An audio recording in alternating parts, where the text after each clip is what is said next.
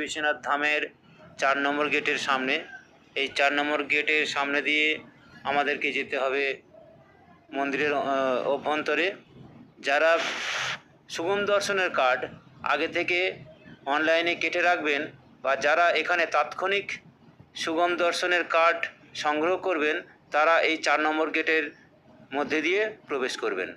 এই গেটের সামনে বেশি ভিড় থাকে না। অন্যান্য ক্ষেত্রে যেমন আমরা দেখি রাত্রি 4টে থেকে 3টে থেকে 2টো থেকে লাইন দিয়ে তবে প্রবেশ করতে হয়, কিন্তু এখানে কোনো অসুবিধা নেই। এখানে স্বচ্ছন্দে অতি সহজেই আপনারা প্রবেশ করতে পারবেন এই কাশী বিশ্বনাথ ধামের মন্দিরে। এই কাশী বিশ্বনাথ ধামের মন্দিরের 4 নম্বর গেটের সামনের দৃশ্যটি আপনাদেরকে আমি তুলে ধরলাম। আপনারা আসুন, দর্শন করুন, কাশী বিশ্বনাথ দর্শন করুন এবং আপনার পুণ্য অর্জন লাভ করুন। নমস্কার।